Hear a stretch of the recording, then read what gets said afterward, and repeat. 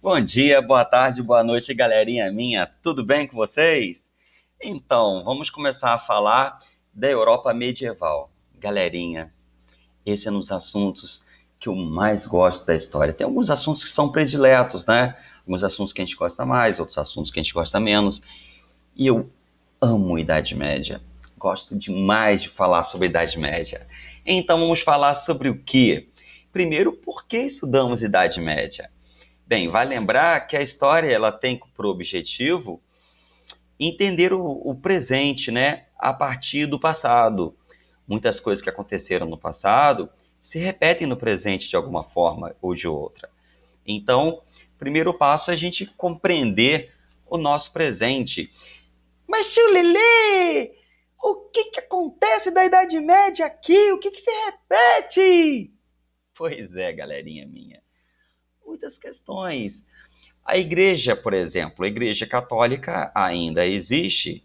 Existem alas, partes da igreja católica apostólica românica, ou romana, que são lá da Idade Média.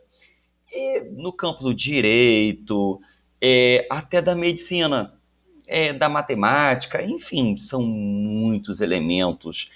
Hoje, mais aprimorados, né, como instrumentos agrícolas, né? Vale lembrar que na Europa ainda nós temos monarquias, então são resquícios da Idade Média. Vamos lá então, vamos para a prática. Bem, Idade Média ou Idade das Trevas? Bem, quem contou sobre isso, quem definiu isso, foram intelectuais lá do século XVIII, do século XIX, assuntos que vocês irão estudar ano que vem. Mas eles olharam para trás e pensaram: tudo que era para trás foi ultrapassado, tudo que era para trás foi ruim, negativo, atrasado.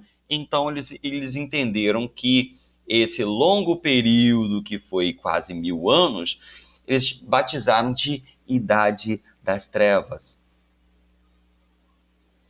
Bem, então nós temos aqui uma linha do tempo. Observe que a Idade Média ela se divide em duas partes: a Alta Idade Média e a Baixa Idade Média. A Alta Idade Média foi quando teve a transição do período antigo, ou seja, da época do Império Romano, do Ocidente, e a construção de um novo mundo, uma nova forma de entender a sociedade, a economia, que nós chamamos de feudalismo. Então, esse conjunto de transformações foram durante a Alta Idade Média. E a Baixa Idade Média foi quando o feudalismo começou, teve o seu ápice, né, no século X, e começou a entrar em crise lá no final, entre os séculos XIV e XV. Então, nós já sabemos aí que a Idade Média se divide em dois períodos. Vamos lá? Bem, como os homens da Idade Média compreendiam seu tempo, quer dizer, como que eles enxergavam o mundo ao seu redor? Qual era o conceito deles dentro desse período? Vamos ouvir mais um pouquinho da música medieval? Um pouquinho mais baixo? Vou colocar aqui de fundo aqui para a gente ouvir. Acho que dá para vocês ouvirem aí e eu poder falar aqui. Então, galerinha minha, eles entendiam, eles tinham uma postura pagã, ou seja, aceitava a existência de um tempo cíclico, um mito do eterno retorno. Um exemplo de nós temos da postura pagã é a festa do Ano Novo. Quer dizer, acreditavam que surgiria um ciclo novo a partir do fim de um novo ciclo. A postura judaico-cristã, a intervenção de Deus na história, uma espécie de ideia linear com um ponto de partida, ou seja, a Gênese, e de chegada, o juízo final.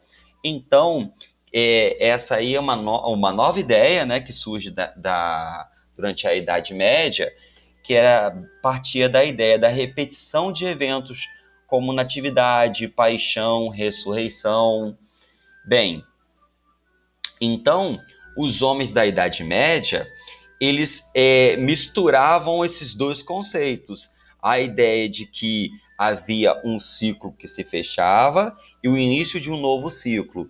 E ainda tinha a ideia da repetição, né, com a ideia cristã, né, de algo que se repete e tem um fim, né, uma ideia linear, tem um início, meio e fim. Fim, então, aí com o Apocalipse. Então dá para perceber, galerinha minha, que a Idade Média ela vai estar muito ligada ao pensamento cristão, pensamento religioso. Vocês, por acaso, conhecem alguém assim muito, mas eu falei muito, muito mesmo religioso? Eu conheço. Mas essas pessoas nem se comparam com as pessoas no geral, que não eram exceção, eram o geral da sociedade medieval. Elas respiravam religiosidade. Sendo assim, o que o padre dizia virava uma lei. Bem, e aí nós temos a Idade Média dividida em períodos, como já falamos. Vamos avançar? Já falamos sobre isso, né? Mas deixa eu só falar sobre algumas características. Durante a Alta Idade Média, tivemos algumas características importantes, como epidemias de malária e varíola, controle da natalidade, como aborto, contraceptivos, infanticídio, muitos viúvos e celibatários. Então, galerinha minha, nesse período, houve muitas doenças que dizimaram boa parte da população. E aí houve um avanço das inovações das técnicas agrícolas, somado à suavização do clima. O clima ficou mais ameno, ficou menos frio lá na Europa. Isso tudo propiciou o quê? O aumento da população. As guerras não eram mais tão devastadoras como na época da Alta Idade Média, não envolvia grande número de pessoas. Então, vamos só entender esses pontos para a gente poder avançar.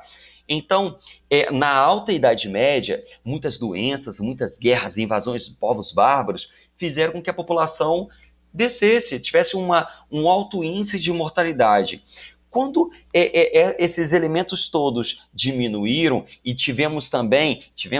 eles tiveram um grande avanço tecnológico, nós vamos falar sobre isso lá na frente, houve um aumento da produção de alimentos e diminuiu, então, a fome. A fome diminuindo, morriam menos crianças de desnutrição, de subnutrição. Então, se na Alta Idade Média houve um alto índice de natalidade, se nasciam muitas crianças, mas morriam muitas crianças, agora na Baixa Idade Média, nasciam muitas crianças, mas não morriam muito. Então, isso propiciou um aumento demográfico. Vamos ter que avançar rápido, porque nós temos muito ainda que falar.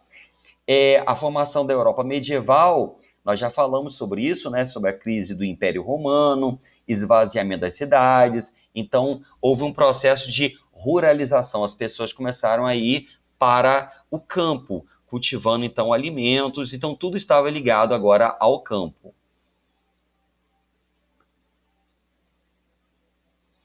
Os francos se destacaram. Dentre os reinos germânicos, os francos, então nós podemos observar aí, onde mais ou menos é a França hoje, né?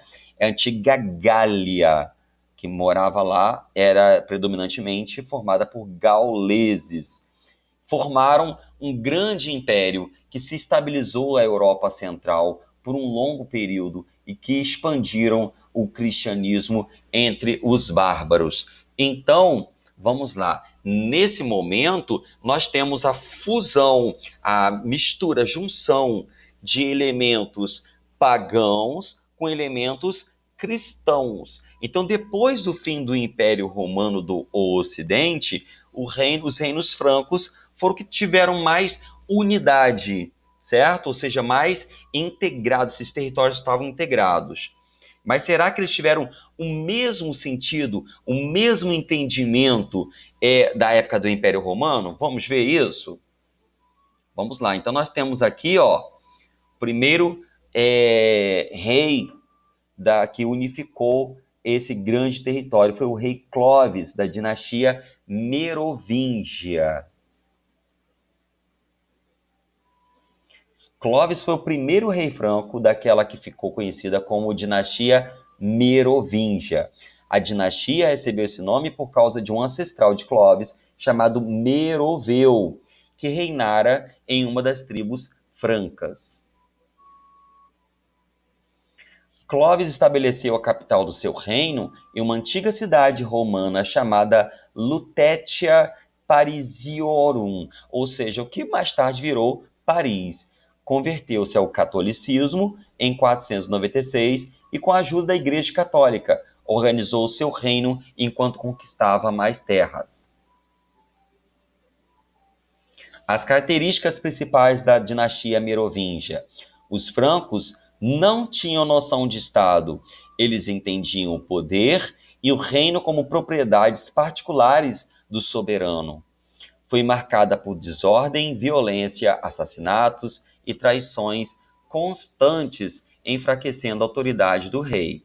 Criação do cargo de prefeito do palácio ou mordomo do paço, membro da aristocracia que cuidava da administração do reino.